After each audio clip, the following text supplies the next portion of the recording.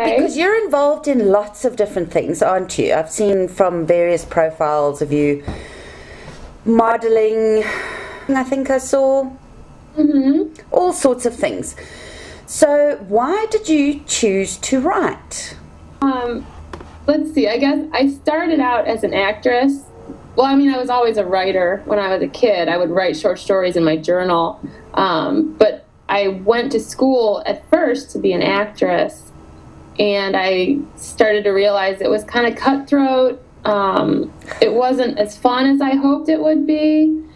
And I just didn't enjoy it anymore. And I have an anxiety disorder, and I started to realize that being on stage all the time and schmoozing in public probably weren't the best things for having an anxiety disorder. Yes.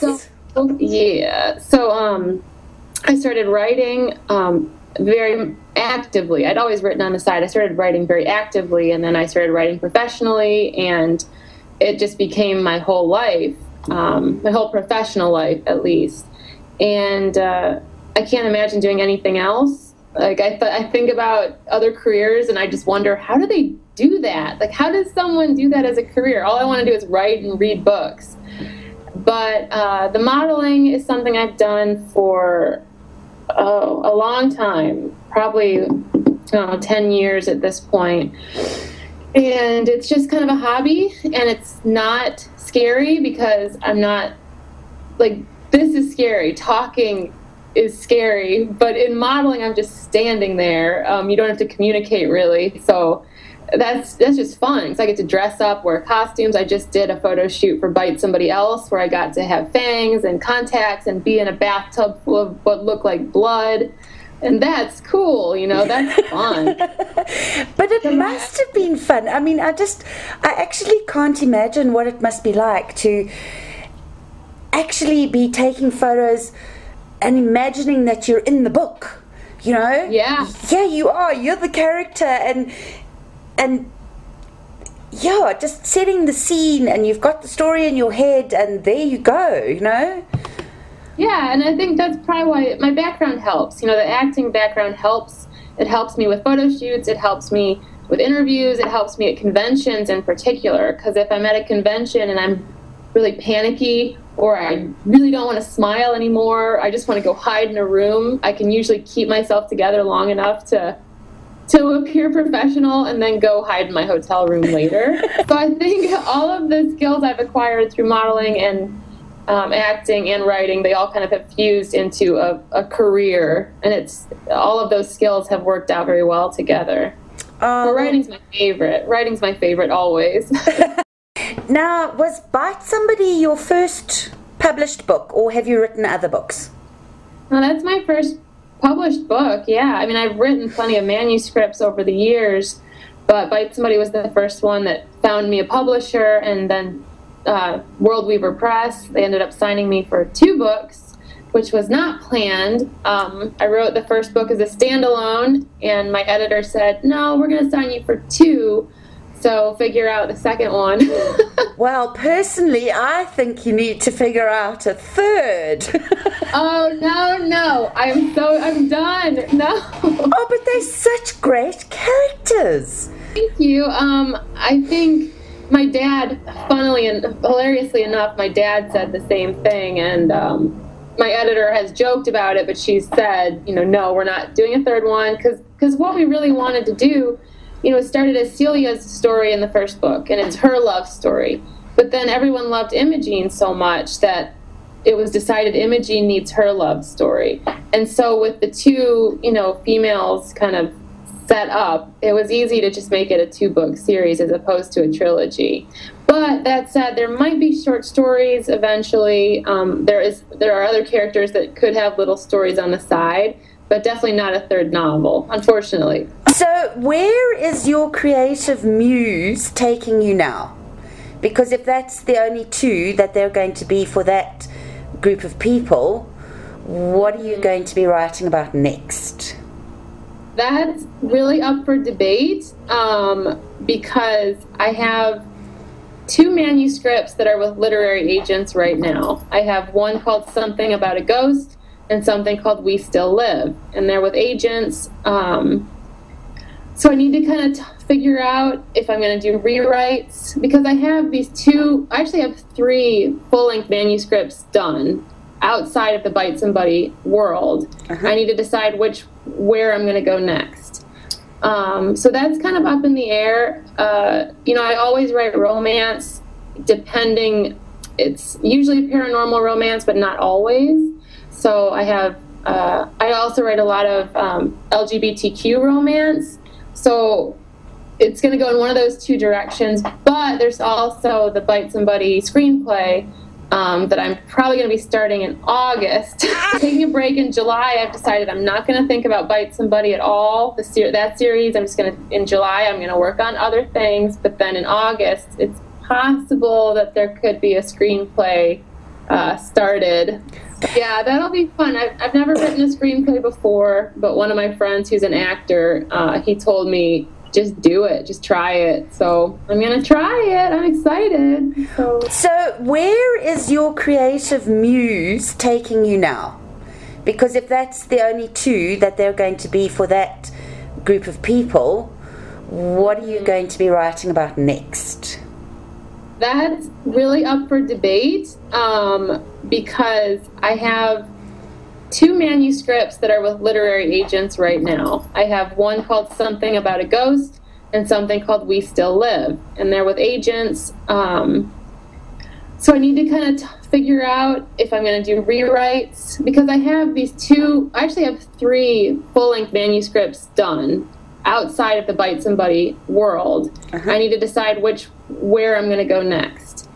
So that's kind of up in the air. I always write romance, depending. It's usually paranormal romance, but not always. So I also write a lot of LGBTQ romance. So it's going to go in one of those 2 directions. But there's also the Bite Somebody screenplay that I'm probably going to be starting in August. I am taking a break in July. I've decided I'm not going to think about Bite Somebody at all. That series, in July, I'm going to work on other things. But then in August, it's possible that there could be a screenplay started. So it'll be fun. I've never written a screenplay before, but one of my friends who's an actor, he told me, just do it, just try it. So I'm going to try it. I'm excited. I'll have people come up to me a lot at events or something, or I don't know, just at the grocery store, and they'll say, "Oh, I've thought about writing a book before," and then they talk about it, and then they talk about it a lot, and I'm like, "Okay, cool, so write it," and they're like, "Oh, I couldn't do that." I'm like, "No, that's not how this works." Like, but I think that there's several traps that new writers fall in, and one of them is talking too much about the project. If I'm in the middle of a project, I don't tell anyone what it's about. I mean, I might say there's witches, and that's it. I'll be like, there's witches. That's all you're going to find out for like 6 months about it until it's totally finished. Right. Because I think talking about it too much messes it up. It gets it out of your head, and then you lose interest in it. It becomes a story that's already been written but hasn't been. Right. Because you've told the story so many times. So either that happens, or the other thing that I've seen happen a lot is people start more than one manuscript at a time. So you'll have someone working on 2 novels at the same time. And you can't do that. I just don't think you can do that, because then neither of them ever get finished. I think it's always one project at a time, which is why with me trying to figure out what the next project is, whatever the next project is, that's it. I'm not going to be spreading myself thin. It's one project at a time. And I think that's the way to get things done. Just one thing at a time, one day at a time, one paragraph at a time. Like, that's it. So when you are writing, sorry, do you set a daily goal, or do you just write, or how does your actual writing process work? I never set a goal. I just kind of write until I don't want to anymore. And strangely enough, it's usually I average 8 to 12 pages a day. If it's a novel, short stories are different. Short stories are very meticulous work, whereas novels, you can write 8 to 12 pages and plan on trashing 4 pages later. You can just let it flow. Whereas short stories, you're more focused. They take me a little bit longer. I move slower with short stories. But novels, I just write until I don't want to anymore. And some days I've written maybe 20 pages, and I'm just like, what happened? And I don't know how to talk anymore, and I've forgotten my name. So I haven't eaten or showered, So it just depends on the day.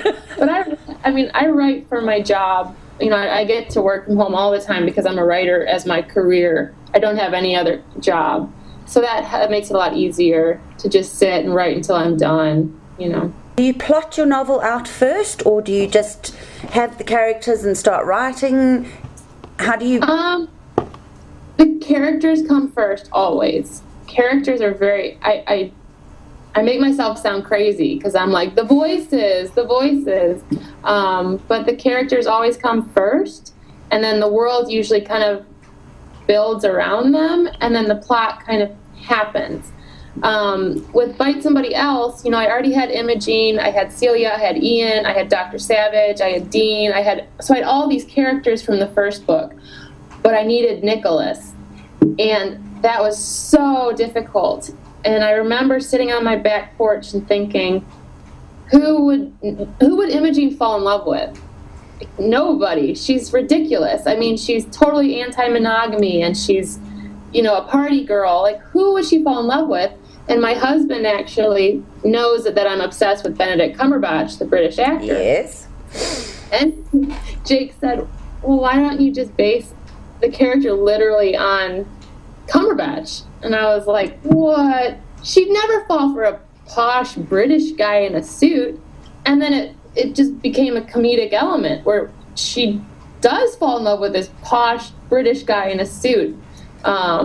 So once Nicholas happened in my head, I had Imogene, I had Nicholas, the plot just, bam, it was just there. But also I don't believe in strict plotting, because your characters are running the show, not you. So sometimes about halfway through, the plot can alter, the character does something you didn't expect. I just believe in listening to the characters and kind of letting them do their thing. And if the characters aren't doing their thing, they're probably not very complex characters. I was really taken by the, I suppose you call it banter, but the sense of humour between the characters in their interactions.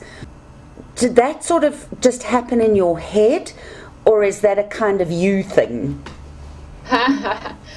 That's arguably that's a me thing. I have a really weird sense of humor, and kind of not for everyone sense of humor. It's kind of weird and quirky, but I think what makes good dialogue and good banter is I speak it.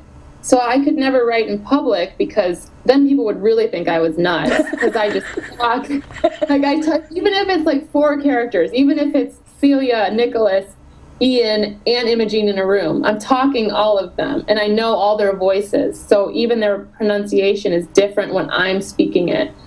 And I even do a crappy British accent for Nicholas, because I have to hear the... Now you have to give me a little snippet of this crappy British accent. No, never. No. Will never be on tape. Never. But I think that's what makes my dialogue work, and a lot of authors forget that, is that dialogue has to sound real. So in order to make it sound real, you need to speak it out loud. You can even have a friend help you, someone sitting in the room with you reading your dialogue back to you to see what flows and what doesn't. That's what you would do if you were making a movie. I made a movie last year where I was one of the lead characters, and you do read-throughs before you record anything, because you need to make sure the dialogue works between the characters. And they do that in film, they do that in television, and I don't know why people don't do that in novels, because it has to have that same banter quality. And so that's what I always do. My dialogue has always been one of my strong points. That's one of my favorite things to write, is dialogue. I think it's so much fun. So the banter just kind of happened in Bite Somebody Else and in Bite Somebody, but it helps when you have characters like Imogene and Celia and Ian like working off each other, because they're all so just silly. So it's so easy to have Ian like vomiting and then freaking out about things, and you know, have Celia like screaming that he's going to break up with her, and you know, have Nicholas in the background just being like, "You're all idiots" in his British accent. You know, it was easy to make that work because the characters were already funny. Well, I'm doing a Twitter question and answer on Tuesday. That's 3:30 to 4:30 p.m. Eastern time. But I will tell you, I'll explain, because it's a little bit longer than a Twitter answer. Okay. But there's this book called The Best Christmas Pageant Ever. Mm-hmm. Okay, so it's about the best Christmas pageant ever, which is an ironic statement, because the Herdmans, which is this horrible local family, decide to join the church and play all the lead characters in this Christmas pageant. So, of course, everyone expects it's going to be horrible because they're like these evil, misbehaving kids that just run amok and burn buildings down. And in the end, it ends up being this beautiful, spiritual, like, the Herdmans finally understand Christmas. And it's this very cool story. But the lead character is Imogene Herdman. And she has this big, frizzy, curly hair, and she wears these huge combat boots. And she smokes cigars in the girls' bathroom. And I just kind of fit, because I grew up reading about Imogene Herdman in The Best Christmas Pageant Ever. And she was so evil, but in the end, she's crying and playing Mary and crying over this like little fake baby doll because she understands Christmas for the first time. And that's kind of how I saw Imogene. She's very brash and rude and just kind of evil. I mean, she does behead someone with garden shears, but in the end, she has a soft spot, and Celia and Ian really open that soft spot. She falls in love with both of them first. Nicholas rips that soft spot apart and climbs into her heart cavity, basically. So she, in the end, she's also softer. She's not being soft, but she's softer, and she has a huge heart by the end of the second book. Yeah. So that's where it came from, Imogene Herdman. Have you read Christopher Moore?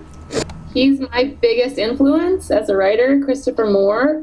He writes a lot of paranormal comedy. Okay. They're not very romantic, but my favorite one by him is called Sacre Bleu, because it's about the Impressionists in Paris and a weird blue demon. And I mean, I've been reading him since I was probably too young to be reading him. So, now I get all the jokes. When I was younger, I probably didn't get all the jokes. But he's hilarious. I mean, he's a master of comedy. He's taught me so much just reading him over the years about how to write comedy. So I would go for him for sure. Okay. What about audio books? Have you thought about audio for your books? I have thought about audiobooks. It would be another commitment because everyone says I have to do it. Everyone says, like, you can't hire someone, you have to do it, because Celia and Imogene both are kind of different versions of me anyway. Put them together and it's basically me as a person. So eventually I'd have to, down the line, I would like to do that. But it is a commitment that I would have to undertake, because I think people would be pretty ticked off at me if I didn't do it myself. A lot of backlash if I hired somebody to do it. So no, it's a really good idea. I mean, but that's on the list with, the screenplay, I think probably comes first for me. And then all the other novels. And I have a 3 novella series coming out in 2018. So the line edits for that will be starting. And so it's good. Every time I get stressed out about launches, or because I have 2 launch parties in the next 2 weeks, and every time I get stressed out, my mom is just saying, you wanted this your whole life. Like, this is the career you chose, right? And I'm like, I know, it gets really stressful sometimes, and I'd rather just be, because, for me, I'd rather be writing than doing just about anything else. So even though parties are a blast and conventions are so much fun, I'd rather be in my pajamas just talking to fictional characters on my computer. Yeah. I think it's hard. It's hard to be an author anytime. I mean, even if you're with, like, in America, we have the the big New York publishing houses. And one of my friends is with them, and I was like, yay, you know, she's doing it, she's doing great. And but then I got, you know, after a couple months of the book being out, I got an email that said she doesn't think they're gonna publish another of her books because the first one didn't do well enough. They only gave her like 3 months though. Like you know, so the patience level in the business is just not there no matter where you are. And so that was kind of crushing for her to be like, I got all I wanted and now they don't want me anymore. So it's like, it's tough, I think, any author anywhere, because there's so many books out there, and how do you make a reader want your book instead of someone else's book? And so I think what we need to be teaching authors, I'm an ex-publicist, so I was a publicist for a publishing house previously. Oh, okay. And something that authors need to be taught is how to publicize, how to build a platform for themselves. Yes. It's how to use social media in the most effective way. And that's why with Bite Somebody Else, I got creative this time because I am a model. I did the bloodbath photo shoot because that was different, because it got attention. So yeah, there's a naked girl in a bathtub, but she's holding a book, you know. It was my way of trying to cross promo almost. Like, yes, I'm a model, but look, I'm an author too. Now all the people who know me as a model, look over here. Everyone who knows me as an author, look over here. It was bridging two industries for me, and it was different because just posting on Twitter is not enough. You need to be thinking creatively about your niche, where you fit in the publishing world, what makes you special. And you also have to have, even if you have a very small ego, you have to fake it. Pretend you have a huge ego, and you have to tell everyone about your book all the time. You really have to sell yourself. You can't be a little mousy, quiet introvert, which is what most of us are. But we have to put ourselves out there to sell books. Absolutely, I agree with you 100%. How much time on average per day do you spend on social media? I don't know, because I know some of my friends use programs like TweetDeck, where they organize their day, and then so they spend the morning maybe organizing their tweets for the day, and then they go out without them having to do anything. They just go out at certain times a day. And I'm more sporadic, so if I get, if something makes me laugh, I might post it real quick and be like, ha, look at this, everyone. But then I'm offline. But, I mean, I do spend a sizable amount, especially right now, because Bite Somebody Else comes out Tuesday. This is crunch time. This is ridiculous social media time, which is great. I mean, it's fine to do that every once in a while, but I do use it as a tool. I do post good reviews. I do post blurbs. I post pictures of me. I post pictures of my dogs. I post pictures of my husband, all those things. So I spend a bit of time on social media. And as much as I hate it, sometimes it's part of my job. It's part of every author's job. You really need to be plugged in social media in this business. Even if you get really ticked off with people sometimes, you still have to do it. It's your job. You can't just sit on your butt and type words anymore. We have to do more than that. Apart from Twitter, what other social media do you use? I use Facebook. Twitter's my favorite. Instagram, Tumblr, because I'm a huge nerd. I'm a huge geek, so I love Tumblr for all the fandoms. You know, I'm a huge Sherlock, X-Files, Benedict Cumberbatch, everything. So I love Tumblr. Those are the main ones I do. I would say Twitter is my favorite. Facebook has its uses also. And Instagram is fun too for images. So those are my favorites, though. And I have a blog that I update every week. Okay, and Goodreads? You're on Goodreads? I do have Goodreads, because otherwise I would never be able to keep track of everything I've been reading. I'm a fiend. I love to read so much.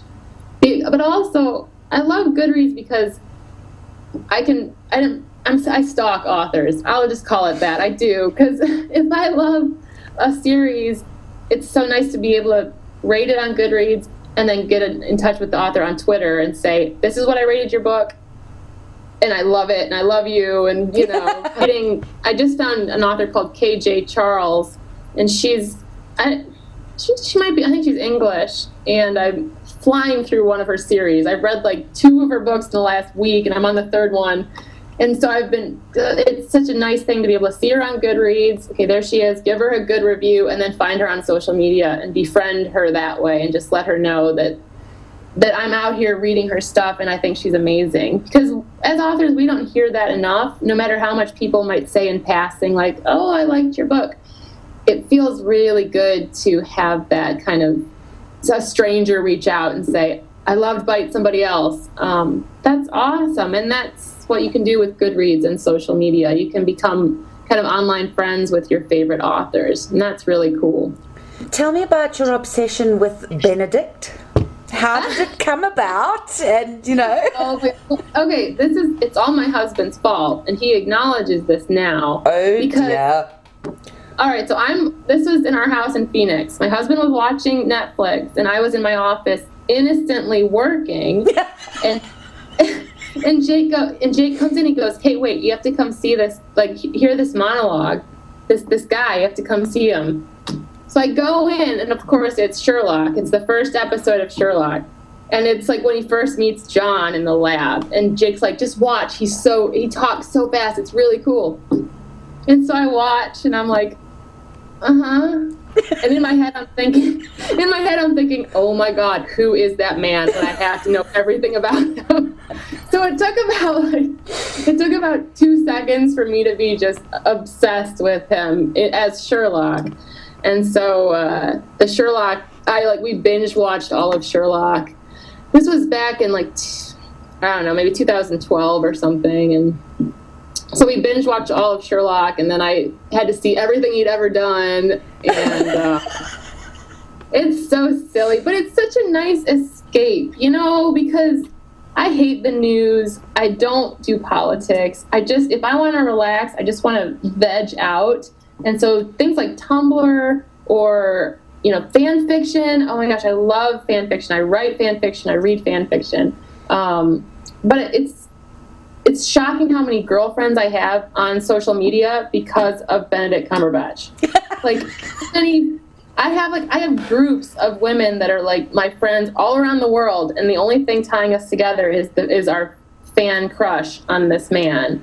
And because of that, and because of my fan fiction, people read my books because they're like, oh, she's funny on Twitter and she likes Benedict. And then also, of course, I always say, like, I base characters on Benedict in my fiction, and then my girlfriends are like, well, now I have to read it.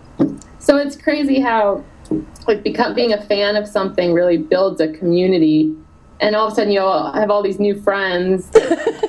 you have inside jokes with these new friends all over the world just because you're a fan of the same thing. And that's the beauty of conventions too. You know, you find your people, or I say find your freaks, because I'm kind of freaky. So it's like, find your own freaks, you know, the people that are interested in the same things as you and won't think you're a psycho because you know his birthday. I don't know, whatever. You have your people, and once you find your people, you got to stick, you know, hold tight to those people, because it's really cool to have that support group and that shared passion for something. In this big, cold world, it's kind of nice to have that. I've never been to a convention, and I see the Americans speak about conventions all the time. So can you sort of give me an idea of what an author experiences at a convention? Yeah, sure. And actually what a visitor would experience. I'm not sure how to be. I've never been a visitor at a convention, because I didn't start, because of my social anxiety, I never wanted to go to a convention. But then for my job, I kind of have to go to conventions now because it's part of the gig. So as an author at conventions, you're on panels, so you kind of get to pick what you talk. You usually get to choose your panels, which is great, because then you're there to talk about what you're good at. And you sit up in front of a room full of people, and you talk about, I don't know, anything from character development to how to write comedy to how to write great sex scenes. That's a really fun panel to be on. And then, so you do your panels. In between that, you have signings, you do readings. I get really theatrical at conventions, and I think that's fun. So, because I have like colored contact lenses, and I have fangs, and I have kind of slutty dresses I wear, and huge high heels, because it's like you're playing a character at a convention as an author. People have read your books, but they haven't met you. So at a convention, they're expecting you to look like your book.